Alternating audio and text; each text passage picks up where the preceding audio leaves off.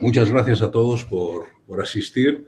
Una enhorabuena a los organizadores del seminario tan bonito de análisis matemático que une los dos continentes, en particular a Héctor, que es un buen amigo y que me ha invitado. Bueno, yo os voy a hablar de una cosa que no tiene que ver mucho con la temática de vuestro seminario, pero es análisis matemático y análisis matemático un poco aplicado. Veo que ahí estáis oyendo algunos que fueron alumnos míos de doctorado aquí en la Carlos III y alguna cosa de estas les sonará. Bueno, no pasa, esto no pasa. Sí. A ver. Un momento. Un pequeño problema técnico.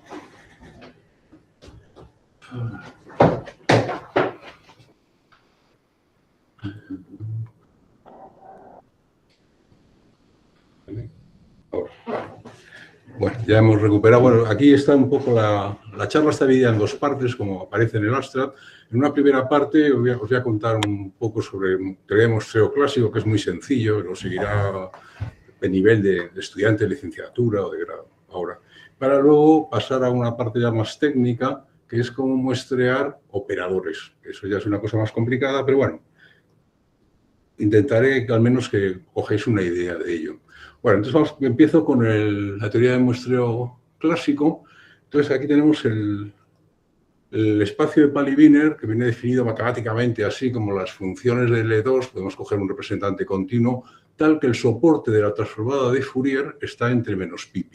El coger menos pi es una cosa que podemos coger cualquier intervalo acotado, pero lo vamos a hacer así para fijar ideas. Entonces eso se llama, los ingenieros lo llaman una función banda limitada al intervalo menos pi. El teorema de Shannon me dice que toda función del espacio de Pali-Wiener, banda limitada al intervalo menos pi, se puede recuperar mediante una serie, que es esta de aquí, que aparece aquí, se llama serie cardinal porque están involucradas los trasladados en n, los shifts de la función seno cardinal, que es seno de pi t partido por pi t, y la serie converge en sentido de L2, converge puntualmente, convergencia absoluta y uniformemente en todo R.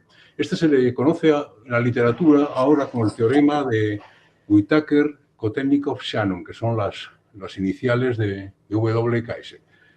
Un poco de idea, Shannon publicó este artículo en que contaba este teorema en el año 49.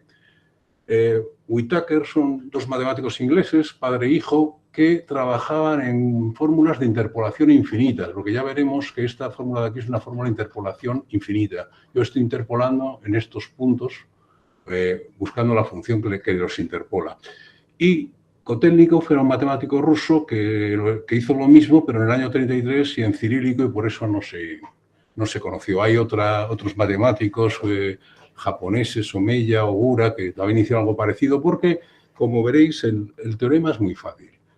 Y yo os lo cuento ahora. Unas precisiones, que cualquier función del espacio de Pali-Wiener se puede escribir de esta manera, con lo cual ya estoy declarando cuál es la transformada de Fourier inversa y ya estoy declarando qué transformada de Fourier voy a utilizar. Da lo mismo, de donde ponga las constantes y ponga el 2pi en la exponencial compleja. Yo utilizo esto, pero todo adaptándolo sale igual. Entonces, toda función del espacio Pali-Wiener se puede escribir como un producto interno de la transformada de Fourier en L2 de menos pi con la exponencial compleja. En particular, las muestras son ni más ni menos que los productos internos de la transformada de Fourier con respecto a las funciones de la base clásica de L2 de menos pi. Bueno, el periodo de muestreo que nos sale ahí es 1, porque es 2pi dividido entre la amplitud del intervalo. En este caso es 2pi y sale igual a 1. Entonces, si el ancho de banda fuera más amplio, pues el denominador sería más grande. Entonces, tendríamos que tomar más muestras para recuperar la función y en caso de que fuera más pequeño, pues con menos muestras se podría recuperar. ¿De acuerdo? Nosotros nos quedamos en este caso que para entendernos esto. Entonces, como os comentaba antes, la fórmula anterior, si yo defino la función g de t seno de pi t partido por pi, que es una función que tiene sus ceros precisamente en los enteros, esa fórmula se puede escribir de esta manera. Y esto suena ya a una fórmula interpolatoria tipo Lagrange, que opera con infinitas muestras. el teorema, tal como lo enunció Shannon en el año 49, pues dice ahí que si una función no contiene frecuencias superiores a W ciclos por segundo, está completamente determinada dando sus coordenadas en una serie de puntos espaciados uno partido por 2 omega o 2W. En este caso, la función pues, viene dada de esta manera de aquí. El periodo de muestreo sería 2pi partido por la amplitud del ancho de banda, que es 4pi omega, pues está en radianes, él está viendo la frecuencia en ciclos por segundo, y sale el periodo de muestreo 1 partido por 2W, y la fórmula de Shannon pues ahí adquiere esta manera, es exactamente lo mismo que antes. Bueno, entonces ahora voy a hacer una demostración muy sencilla, utilizando bases ortonormales en espacio de Hilbert, que no lo hicieron ninguno de ellos se dio cuenta, ellos manejaban series de Fourier, las multiplicaban, hacían cosas que estaban bien hechas, pero como muy complicado. Y la cosa es mucho más sencilla, porque si cogemos y en la base ortonormal que tenemos aquí de las exponenciales complejas en L2 de menos pi desarrollamos la transformada de Fourier de la f, pues todos sabéis esto de aquí. Ahora hemos visto que los coeficientes son las muestras.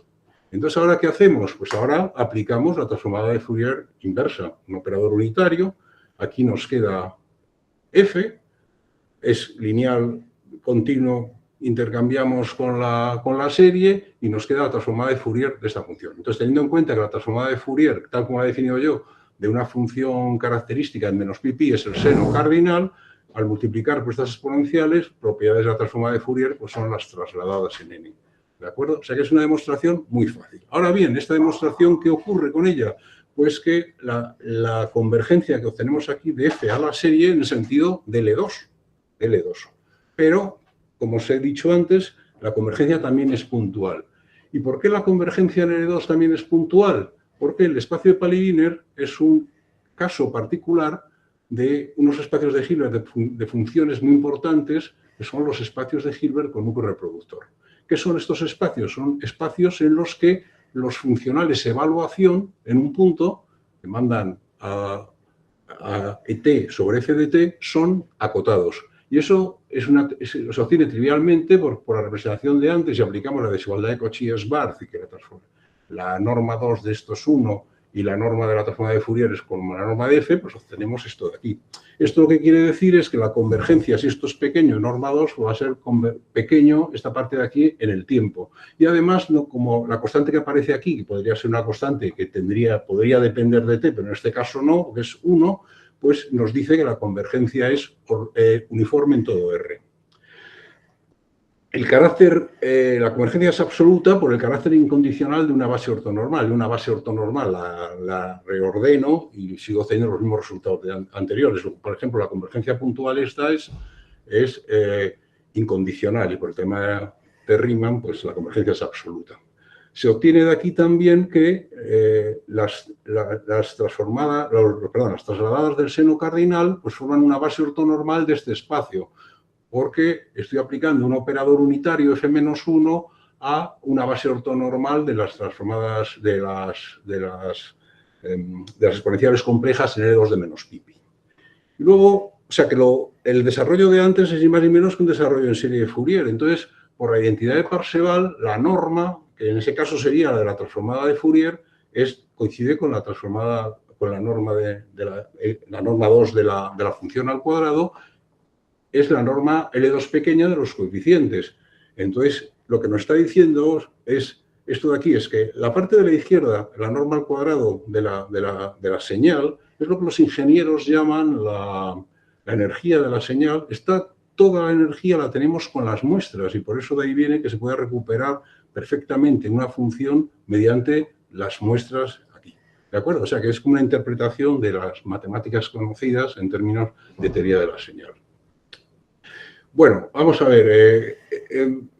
El muestreo puntual es complicado. Y se suele utilizar mucho más lo que se llama el average sampling, el sampling promedio, que lo que se toman muestras no es de la propia función, sino de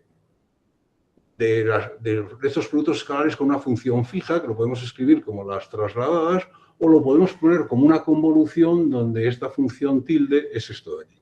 ¿De acuerdo? En el caso de los espacios de Pauli-Wiener, pues el muestreo promedio incluye el puntual, porque se verifica esto que es la propiedad reproductora, esto en estos espacios. Pero esto teóricamente todo funciona muy bien, pero en la práctica la función seno-cardinal no se utiliza. ¿Por qué no se utiliza? Pues porque tiene muchos inconvenientes. El más importante quizás es por la convergencia tan lenta de la función seno-cardinal en los infinitos, que va como 1 partido por módulo de t. Eso es muy lento, entonces no vale para nada. Entonces, en la práctica, lo que se hace es, en lugar de recuperar en los espacios de Pali-Wiener, a partir de las muestras lo que recuperamos son en espacios de esta forma, que se llaman espacios invariantes por traslación, donde se coge un generador phi que aparece aquí que sea conveniente. En el caso del Pali-Wiener, ese generador es el seno cardinal, pero se suele coger funciones, por ejemplo, B-splines cúbicos, que esos ya funcionan muy bien en la práctica, ¿de acuerdo? Entonces, esto da origen al estudio de teoría de muestreo en espacios invariantes por traslación. Bueno, vamos a hacer aquí un pequeño homenaje a Shannon, que digamos que aunque él no demostró la fórmula, esa fórmula era conocida en matemáticas, en fin, pero fue el que se dio cuenta de que cuando la tecnología estuviese ya en su punto, pues se podría pasar de lo analógico a lo digital, ¿no? Es un hombre así, tiene una cara muy simpática y era ingeniero eléctrico, que se hizo matemático en el MIT y entonces fue investigador en los laboratorios Bell, en fin, le dieron muchos premios, como tenéis aquí. Su publicación más conocida es la teoría matemática de la comunicación del año 48 y bueno, y hoy en día pues estamos todos de acuerdo en que fue el matemático, informático e ingeniero de comunicaciones que fundó la teoría de la información, que hace que el mundo esté todo conectado. Por ejemplo, que nosotros podemos asistir a esta charla hoy estando en puntos tan separados. Antes, la demostración que os presenté del teorema de Shannon pues se basa en la base ortonormal de las exponenciales complejas, pero yendo un poco más lejos, en lugar de bases ortonormales, pues se utilizan otro concepto matemático que no se traduce al español, que es el concepto de frame. Entonces os voy a dar una pincelada de lo que es un frame. Un frame es una sucesión en un espacio de Hilbert separable tal que existen dos constantes A y B verificando esto. Bueno, pues se puede decir pues, que la norma de estos coeficientes es una norma equivalente a la norma del espacio. Todo se basa en el operador preframe, que es el operador que manda una sucesión de L2 en esta serie de aquí. Claro, esta serie de aquí tiene que converger.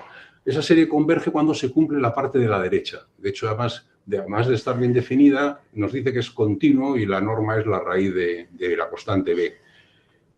Pero esta aplicación T caracteriza un frame. La sucesión es un frame si este operador es acotado y sobre. ¿De acuerdo? Eso es la característica de frame.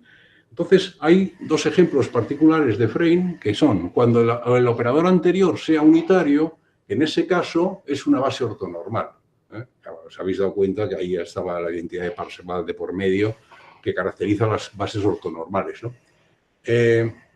Si el operador es inyectivo, además, entonces sería un operador acotado y biyectivo, entonces es un isomorfismo. Entonces, X sub n es lo que se llama una base de Riesz. ¿De acuerdo?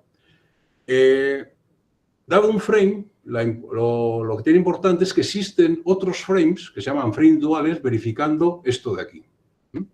¿Qué ventajas tiene esto? Pues si yo tengo otras posibilidades, porque la base ortonormal es muy buena, pero tengo la base ortonormal y tiene la rigidez que aquí tengo que tener los mismos X sub n para recuperar la X, ¿de acuerdo? Mientras que en un frame tengo como más posibilidades y puedo elegir según alguna propiedad que me sea muy interesante, ¿de acuerdo?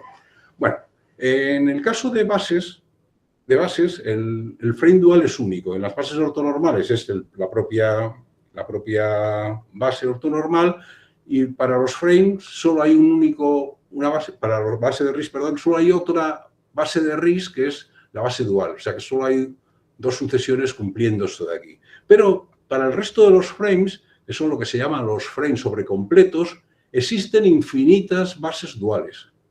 ¿De acuerdo? Bueno, esto es en el caso infinito. Si uno piensa en el caso finito, pues lo que tenemos son operadores, cuando las bases ortonormales, las bases normales y los frames, que son ni más ni menos los sistemas de generadores. Yo puedo representar un vector en función de un sistema de generador, pero no de manera única. Tengo muchas posibilidades. Lo que pasa es que en el caso infinito hay sucesiones que no son frames, ¿de acuerdo? La cosa ya se complica más. Entonces nos interesan los frames por la condición de estabilidad que viene dada en su definición.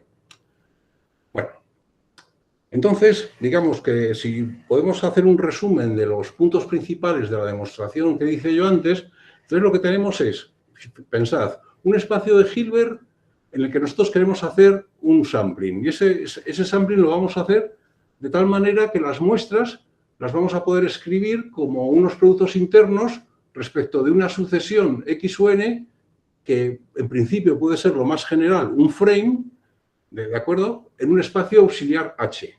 Fijaros, teníamos aquí H era el espacio de Pali-Wiener, K era L2 de menos pi. Y yo lo que tengo es esto de aquí, esta relación. ¿De acuerdo? Bueno, luego, por otra parte, lo que tengo que tener ahora, lo que tenía es un isomorfismo. Yo teníamos un operador unitario, que era la transformada inversa de Fourier, que relacionaba los dos espacios. Entonces, utilizando dicho operador, pues se obtiene esto de aquí.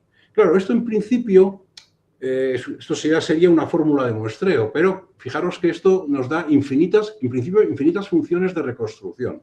Entonces, este operador, este isomorfismo T, lo que tiene que, de alguna manera, respetar la estructura de H. Si los espacios estaban definidos de una manera invariante por traslación, pues aquí también, como en el caso del seno cardinal. Por ejemplo, la transformada de Fourier se comporta bien. Entonces, por eso, todas las funciones de reconstrucción se obtienen a partir de una, por su trasladado. ¿De acuerdo? Eso es importante, porque tener infinitas diferentes, eso pues no sería bueno.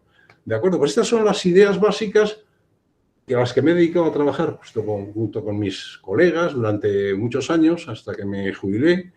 Y entonces, claro, aquí el problema es importante, es encontrar cómo representar las muestras con respecto a un frame. Luego encontrar los frames duales, el isomorfismo y el isomorfismo además que sea respetuoso con la estructura que tiene el espacio H. ¿De acuerdo? Bueno, pues todo esto lo que me ha dado es a escribir. El año pasado hice un libro que está publicado en Springer, que se llama El uso de frames en Sampling Theory, del cual os voy a contar hoy unas pinceladas simplemente. Bueno, para acabar ya la parte clásica del muestreo, entonces lo que vamos a hacer es el muestreo promedio en espacios invariantes por traslación en L2 de RD. Entonces, en lugar de un generador podemos tener N, un número finito de generadores. Y entonces el espacio se puede escribir de esta manera, ¿de acuerdo?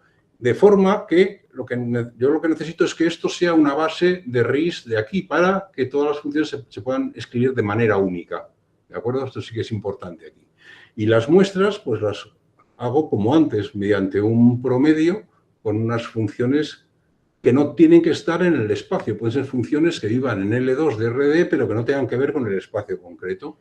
Y además yo puedo muestrear, que en lugar de muestrear en todo ZD, pues puedo muestrear en un látice de ZD, que no es ni más ni menos que el obtenido multiplicando ZD por una matriz D por D de entradas enteras y con determinante mayor que 0, ¿de acuerdo?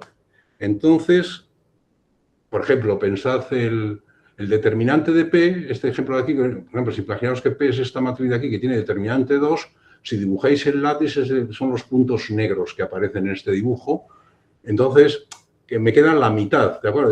De todo el látice de ZD completo, Z2 en este caso, pues me quedo con la mitad de las muestras. O sea que de alguna forma el determinante de D está relacionado con la densidad de los puntos de muestreo. Entonces, el resultado, bajo hipótesis apropiadas que son exactamente las mismas de lo que voy a contar en la segunda parte, o muy parecidas, tengo que encontrar m funciones que tiene que ser mayor o igual que el producto de el número de generadores del principio por el determinante de D, que es digamos como la falta de muestras la reducción de muestras que he cogido, de manera que exista una sucesión S sub m funciones, de manera que se verifica este desarrollo de aquí. Y esto de aquí es un frame, ¿de acuerdo? Y estas son las muestras medias. O sea, que esto ya es, digamos, lo más general que se puede ver en el caso de L2 de RD. Bueno, pues dicho esto, entonces, vamos a pasar a cómo muestrear ahora en subespacios de operadores de Hilbert-Smith. O sea, que estamos... Entonces, si pensáis antes de continuar, tenemos que... Lo que vamos a muestrear es operadores, operadores de Hilbert-Smith. Entonces, necesitamos, para poder definir los espacios estos if invariant, en este caso, tenemos que disponer de una traslación de operadores y, en fin, y un producto interno. Entonces, los operadores de Hilbert-Smith, pues, son muy buenos para... Habrá mucha gente para que no les resulte familiar, pero os lo digo aquí. Un operador de Hilbert-Smith se puede entender como un operador integral cuyo núcleo integral pertenece a L2 de RD. Y la norma, y entonces la norma de ese operador coincide con la norma del núcleo, ¿de acuerdo? Esto dota de una estructura de espacio de Hilbert a los operadores de Hilbert-Smith. ¿Cómo se define una traslación de un operador de Hilbert-Smith? Pues se define de esta forma. La traslación en Z, donde Z es un número de RD que aparece, digamos, como veremos más adelante, hay una primera parte que es una componente temporal y la segunda de variable es una componente frecuencial, pues se hace de esta manera utilizando lo que se llama el shift tiempo-frecuencia, que es un operador unitario que viene definida de esta manera. Primero hago una traslación en el tiempo y luego multiplico por una modulación en la frecuencia omega.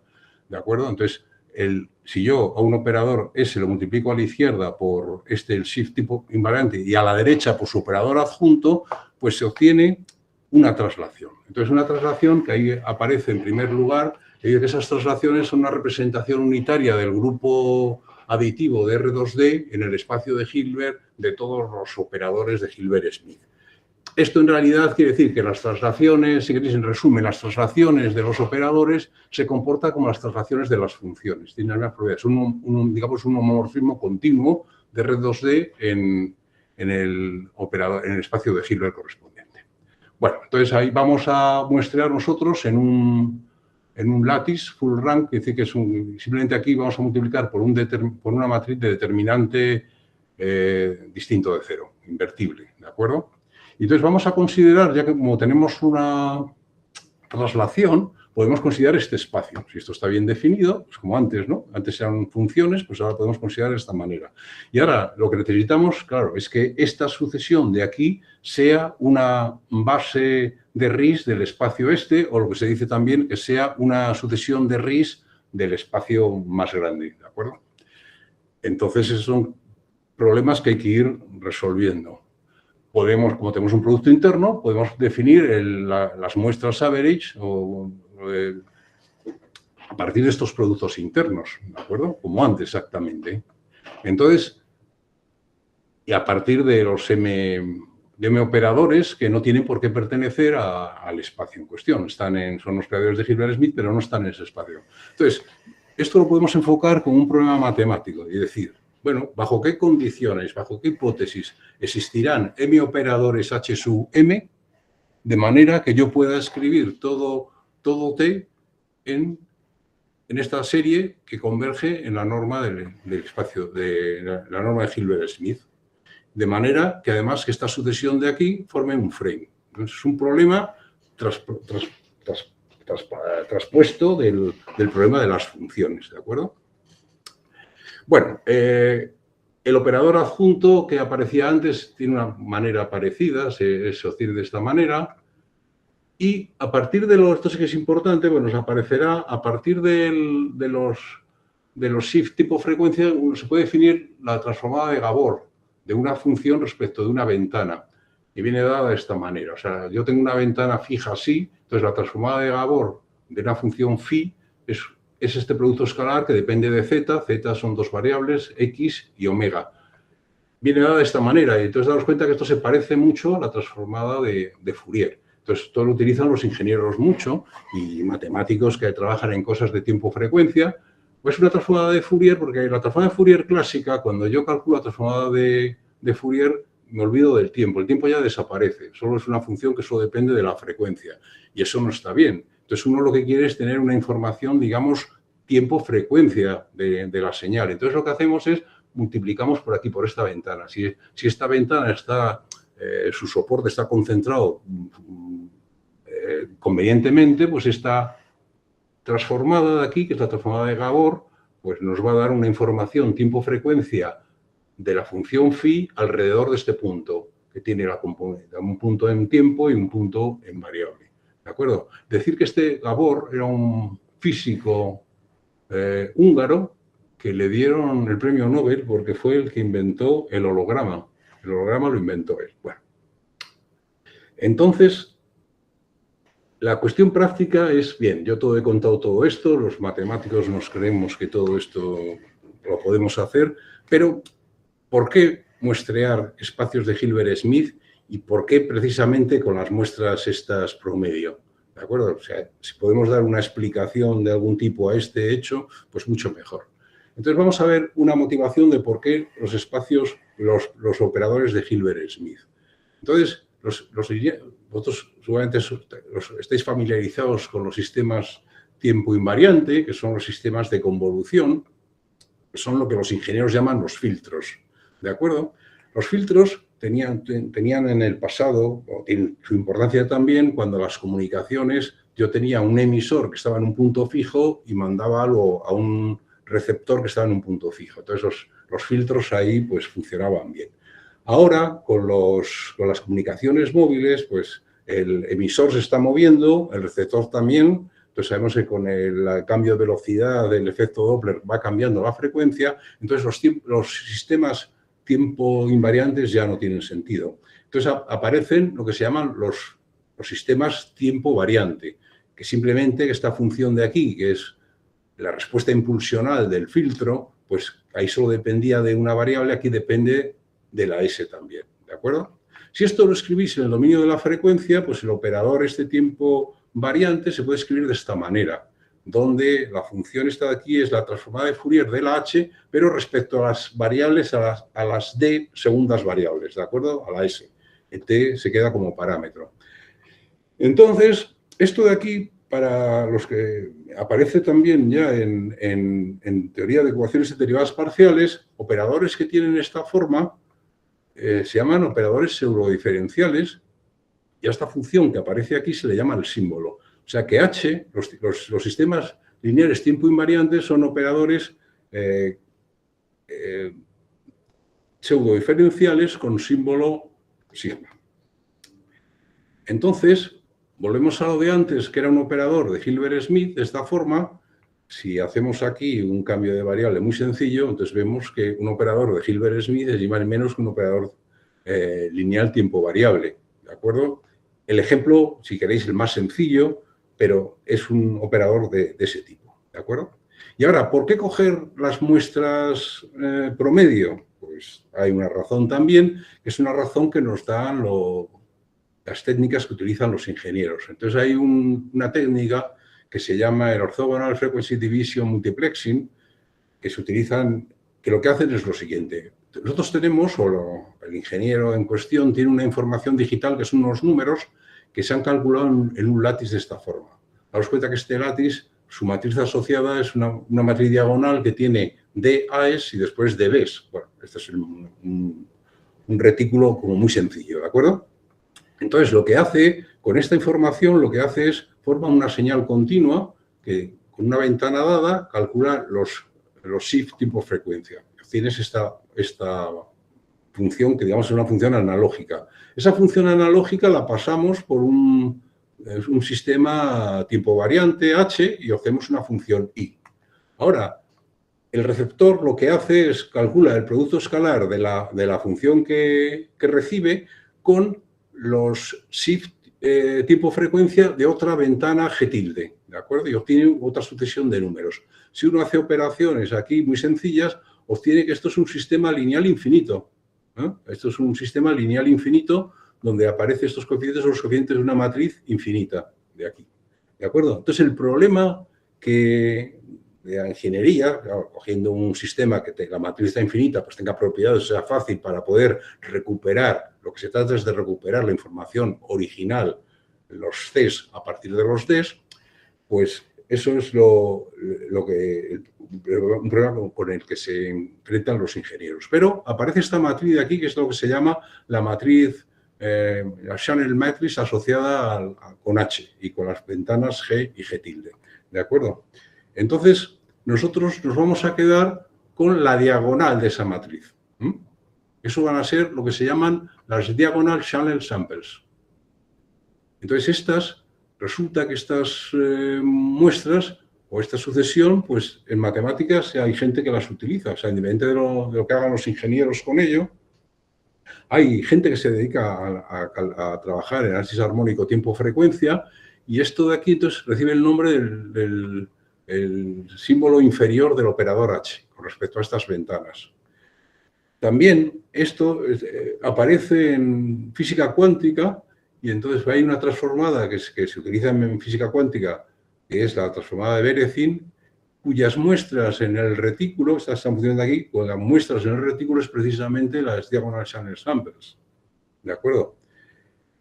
¿Qué ocurre?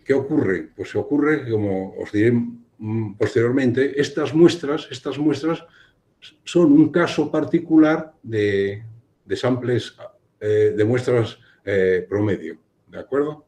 O sea que el coger las muestras promedio es una cosa que nos hemos podido inventar, pero que tiene su razón de ser porque hay muestras que aparecen en la práctica y que son de ese tipo, ¿de acuerdo? Bueno, pues con esto podéis más o menos haceros una idea de por qué trabajamos de esta manera. Bueno, los operadores de Hilbert-Smith, os voy a dar aquí una pincelada.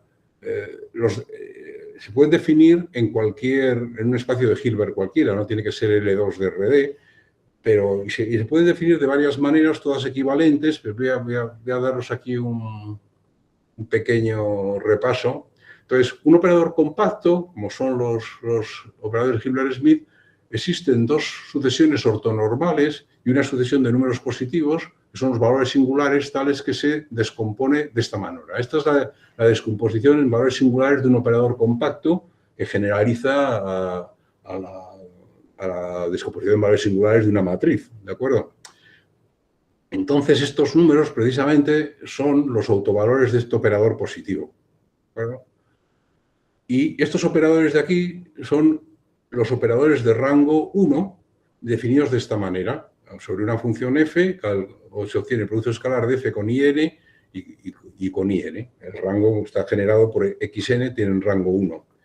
Entonces, depende de estos números, cómo se comporten, pues pertenecen a varios espacios. Por ejemplo, cuando los valores singulares sean una sucesión en L2, se obtiene lo que se llama la clase de Schatten 2, que coincide con los operadores de Hilbert-Smith.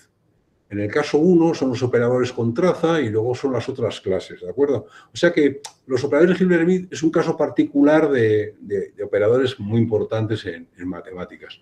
Los operadores de Hilbert-Smith son un espacio de Hilbert con esta norma. Es la traza de S por T adjunto.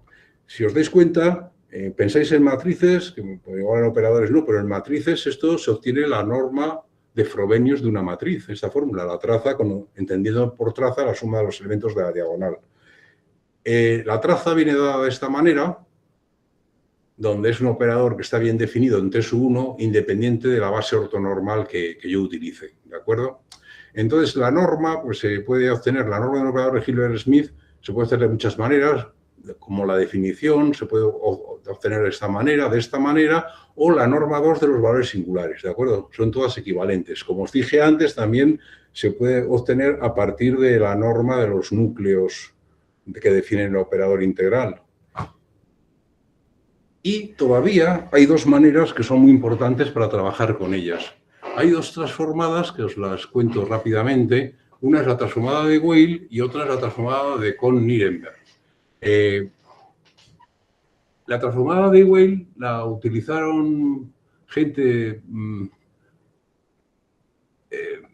aparece en física cuántica, aparece también en análisis tipo frecuencia, y es simplemente un operador unitario que va de este espacio al espacio de otros operadores Hilbert-Smith. O sea que cada función de L2 de RD le manda sobre un operador de Hilbert-Smith. Y esta viene definida, este operador se puede definir en sentido débil, verifica esta relación de aquí, ¿de acuerdo? Donde esta función W es lo que se llama la distribución cruzada de Wigner de las funciones psi y phi. ¿De acuerdo? Entonces, yo puedo relacionar una función de aquí con un operador de Hilbert-Smith. Y entonces ese de manera única, unívoca. Y eso es lo que se llaman los símbolos de Weyl de las funciones. Entonces, como esto es un operador unitario, también puedo considerar la norma de esta manera de aquí. La transformada de Cohn-Nirenberg es idéntica. Esta la utilizaban gente que trabajaba con derivadas parciales, y lo único que cambia, se hace todo igual, pero en lugar de aparecer la transformada cruzada de Wigner, aparece esta otra distribución que se llama de Rigasek, que viene definida de esta manera, pero es lo mismo. Entonces aparecen aquí, las funciones de aquí son los símbolos del correspondiente operador de Hilbert-Smith de la derecha. ¿De acuerdo? Naturalmente, estas son dos maneras de resolver el mismo problema, porque están relacionadas una por otra mediante un cambio. ¿Qué es lo que hace importante para trabajar nosotros en muestreo, y no solo muestreo, sino en cosas que hace la gente en mecánica cuántica o en análisis tiempo-frecuencia? Pues una propiedad que es esta de aquí. Cualquiera de las dos, L representa la transformada de Weyl o la transformada de Cohn-Nirenberg, digamos que conmuta con la trasladada de una función, de manera que aquí aparece, si yo meto la L dentro, esto es un operador, y el trasladado que aparece aquí es el trasladado de un operador. O sea, esta fórmula es muy importante. Y esto lo verifican tanto la transformada de Weyl como de Cohn-Nirenberg. Claro, ¿qué ocurre con todo esto? Pues que yo puedo estudiar propiedades del espacio correspondiente shift invariante de operadores de Hilbert-Smith, pasándolo a un caso funcional. ¿De acuerdo? Y eso, con casos funcionales ya están más estudiados, pues, y luego volver a pasar otra vez. Eso es un poco la idea. Bueno, vamos a ver. Entonces, ahora brevemente os cuento lo que es un lambda shift invariant subspace de operadores de Hilbert-Smith. Son de esta manera de aquí. ¿De acuerdo? Digamos como antes. ¿Qué tiene que ocurrir? En principio están definidos como la clausura del span de estos operadores de aquí.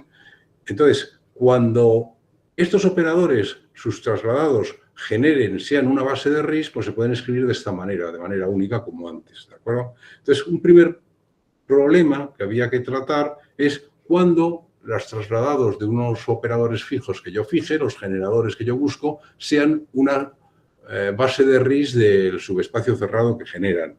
Entonces, hay un teorema que, bueno, voy a pasar rápido sobre él, pero bueno, para que os suene. Entonces, ¿dónde tengo que coger primero? Aquí lo que aparece, ¿dónde tengo que coger los generadores de dicho subespacio? Entonces, para que sus trasladados formen una sucesión de RIS, una base de RIS del subespacio que genera, se tiene que ver, la condición necesaria y suficiente es esto de aquí, esta condición de aquí, donde esto denota una matriz n por n que viene dada de esta manera. ¿De acuerdo? Esto es un vector, que aparecen ahí unos símbolos que ahora os digo lo que es. Esta suma está sumada en un retículo. Parece que es un retículo, ¿no?, por la notación, pero es distinto, aparece un cerito arriba. Entonces, os cuento simplemente un poco lo que es. Los operadores los tenemos que coger se pueden coger en otros un poco más grandes, pero, por ejemplo, se pueden coger en un espacio de Banach B, que es lo que son los operadores cuyo símbolo de Weyl están en el álgebra que se llama el álgebra de Feitinger S0 de R de 2D. ¿De acuerdo? ¿Y cuando una función pertenece a ese álgebra de Feitinger? Pues cuando la transformada de Gabor de la función respecto, por ejemplo, a una gaussiana normalizada, pues es una función de dos variables que pertenece a L1. ¿De acuerdo? El retículo que aparecía aquí, como en esta suma, pues es lo que se llama el retículo adjunto, que se obtiene a partir del primigenio, del de antes, que estaba definido a partir de una matriz, como la matriz, la inversa, la traspuesta y multiplicada por esta matriz de aquí, que es una matriz simpléctica. O son tecnicismos que salen. Y este símbolo de aquí es lo que se llama la transformada de Fourier-Wigner de un operador, que viene dada de esta manera. Es la traza de un operador multiplicado por estas exponenciales complejas. No voy a entrar en más detalles, pero como esto, claro, tiene una notación, una cosa en operadores parece que es muy, muy complicado, pero siempre hay que buscar una manera de relacionarlo con cosas conocidas. Entonces, se sabe en este caso que la transformada de Fourier-Wigner de un operador coincide con la transformada de Fourier simpléctica de su símbolo. La transformada de Fourier simpléctica viene dada de esta manera y en vez de aparecer aquí el producto escalar de z por z', que sería la transformada de Fourier clásica, aparece la forma simpléctica estándar, que es esta de aquí.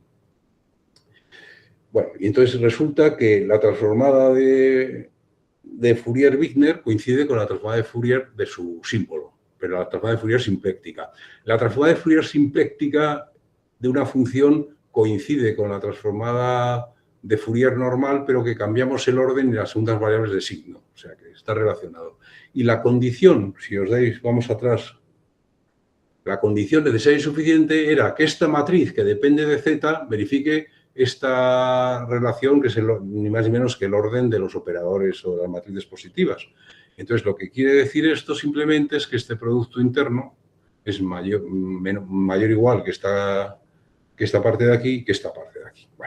Bueno, pues simplemente lo que nos queda es que existen, digamos, condiciones necesarias y suficientes para asegurarnos cuando tenemos los espacios estos sigma invariant bien definidos de operadores.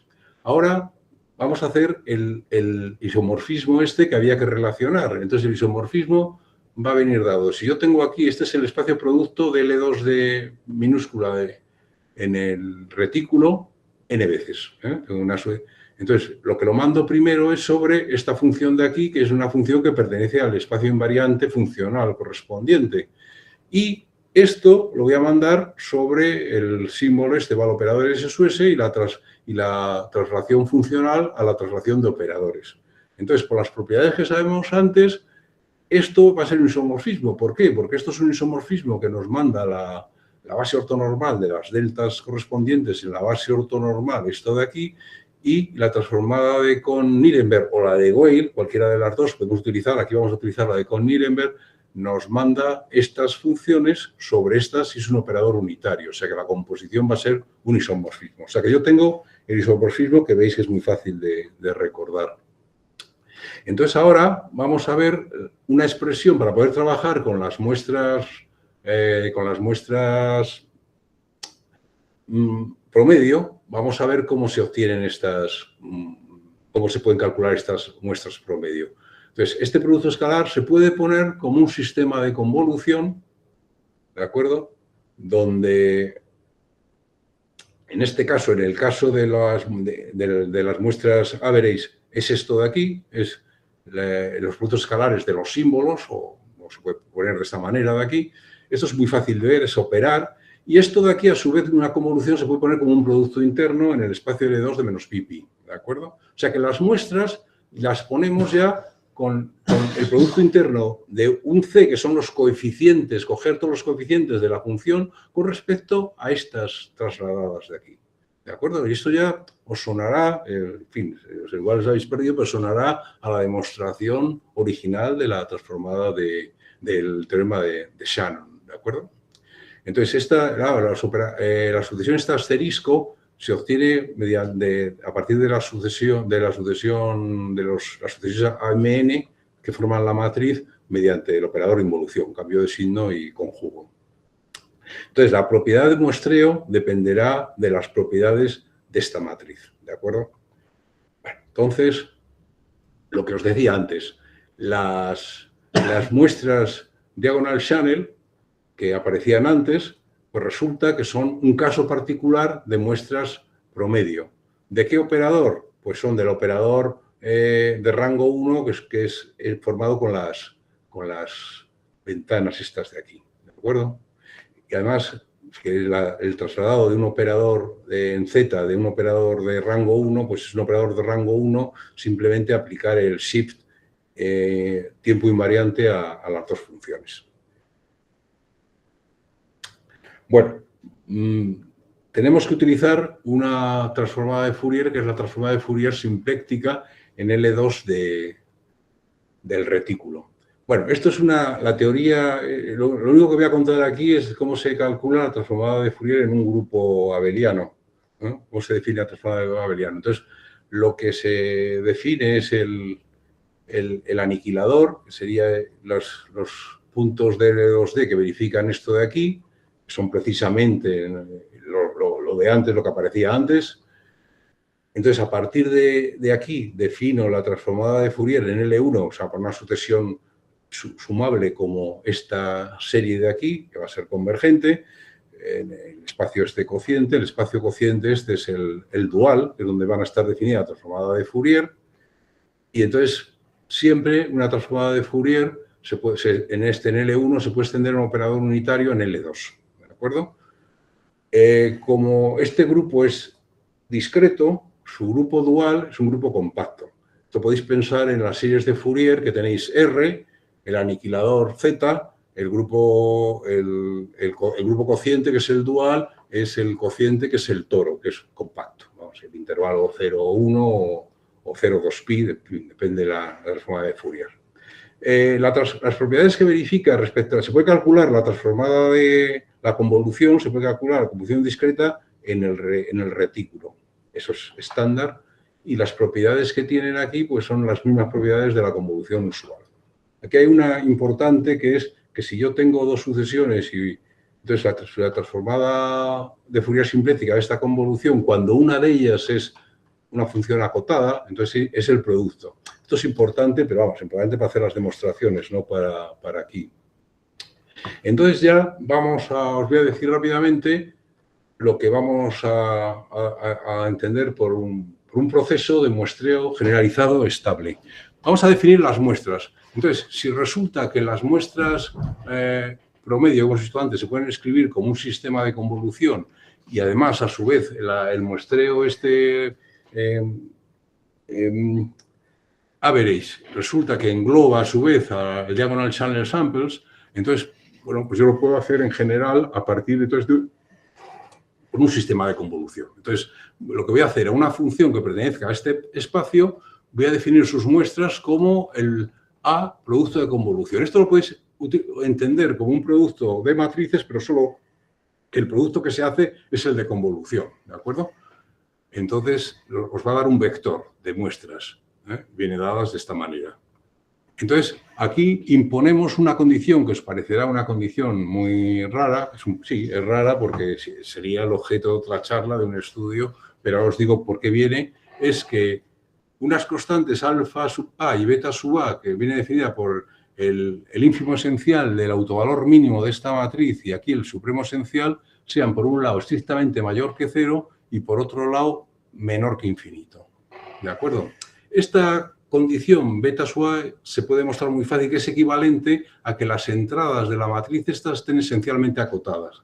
Esta matriz que pongo aquí, como os habéis imaginado sin que lo diga, es una matriz de la matriz A, calcular su transformada de Fourier simplética de todas sus entradas, ¿de acuerdo? Entonces pongo esta condición, que ya veréis ahora por qué la pongo. Entonces, bueno, esto lo pongo aquí. Entonces, un hecho es que las muestras se pueden escribir de esta manera. Entonces, a mí lo que me interesa es caracterizar cuando esta sucesión de aquí es un frame. Claro. Entonces, resulta, da la casualidad, bueno, no es tal casualidad, que esta sucesión es un frame cuando se verifica la condición anterior. Naturalmente, esto es un salto ahí hay que trabajar bastante para llegar a esto, pero para que lo entendáis, esta es la condición frame de esto de aquí. ¿De acuerdo? Bueno, entonces en el muestreo promedio, pues los términos de la matriz A, lo puse antes, se calculan de esta forma, son, si os dais cuenta, las muestras, las columnas de A son las muestras de los generadores. Y entonces ahora el otro problema que había es, como yo tengo un frame, es calcular los frames y no me vale cualquier frame. Tengo que calcular los frames que tengan la misma estructura para que se mantenga aquello que dije al principio, que se mantenga la fórmula que salga, que retenga la estructura. Entonces, esto es muy fácil de ver que me basta, un frame dual de estas, me basta con coger una inversa por la izquierda de la matriz A gorro, que la tiene, luego calcular la antitransformada de Fourier y me va a dar pues, una matriz n por m, y entonces las columnas de esa matriz me hacen el papel de las Bs, de las sucesiones Bs que luego traslado. Un ejemplo es coger como B gorro la pseudoinversa de Moore-Penrose. De todas maneras, hay infinitas con esa estructura, que es por eso os dije o trabajar con frames, pues me permite, así decir, escoger dentro de las infinitas que yo quiera, pues coger sucesiones, por ejemplo, que tengan unas propiedades determinadas. En este caso no, pero desde el punto de vista práctico sí. Todas se pueden obtener a partir de la transformada esta pseudoinversa de Moore-Penrose, a partir de esta parametrización, ¿no? Esta es una matriz que tiene n por m con sus entradas en el infinito. Bueno, entonces ya voy terminando. El teorema, pues el teorema es el siguiente. Si yo tengo un proceso de muestreo, como lo definimos anteriormente, entonces existen m funciones h sub m, de tal manera que se cumple esta fórmula de muestreo. Y además esta sucesión es un frame. La convergencia de la serie es incondicional en el sentido de la norma de Hilbert-Smith, y además se ocurre que la sucesión, la norma L2 de las muestras es una norma, define una norma equivalente en el espacio Shift invariant V sub S2. Además hay una especie de recíproco también, que si yo tengo si la constante beta sub A es menor que infinito, que eso lo tengo que pedir para poder trabajar y poder trabajar que las entradas de A gorro sean acotadas, esencialmente acotadas. Entonces, si verificaba una función, un desarrollo muestral como este, de manera que esto sea un frame, se puede demostrar que la constante alfa A es estrictamente mayor que cero. Bueno, el esquema de la prueba, no os asustéis, lo que no paso, muy rápido. Tenéis un operador T, viene dado de esta manera. Cogéis el vector C de los coeficientes, de los n coeficientes. Por lo anterior, sabemos que se escribe de esta manera. Y además sabemos que esto es un frame. Además sabemos que hay frames duales. Luego yo puedo representar C de esta manera. Y estas son las muestras. Y ahora aplico el isomorfismo T sub S anterior, como hice en el caso del caso clásico de Shannon. Entonces aquí obtengo T, aquí tengo esto de aquí. Bueno, ya por las propiedades de la conmuta, una traslación en funciones con la traslación de operadores, pues no voy a haceros todos los detalles, pero llegamos a esto, donde el operador H sub m es ni más ni menos que la transformada de Kohn-Nirenberg de H sub m, y H sub m es la trasladada, es el operador T sub s, la primera parte de esta sucesión de los B sub m. ¿De acuerdo?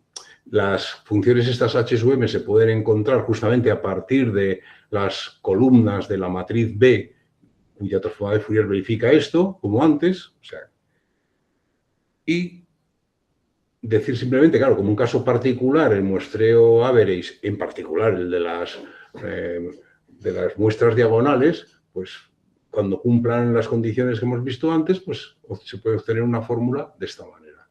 Decir que en el caso en que m sea igual a n, esta base, esto de aquí, no es un frame, es una base de Ries. Que sea ortonormal, eso ya sería una casualidad muy improbable, pero una base de Ries, sí. Entonces, esta fórmula es única, no hay infinitas fórmulas para obtener T a partir de sus muestras average. Además, como la convergencia en la norma de espacio de Hilbert-Smith implica la convergencia de la norma de un operador, como se define en la norma de un operador en una clase de análisis funcional normal, entonces yo puedo obtener, aplicando T de F, pues esta fórmula. Es una fórmula, digamos, puntual, por así decirlo, ¿de acuerdo? El operador aplicado a F, pues se obtiene el operador aplicado a F. Y ya para terminar, os pongo un ejemplo. Claro, me diréis todos con toda la razón del mundo, este señor nos ha metido aquí una unos operadores complicadísimos y una cosa así para que, bueno, que trabajar con eso debe ser casi imposible. Bueno, pues en matemáticas, como sabéis, no hay nada imposible, todo se puede hacer.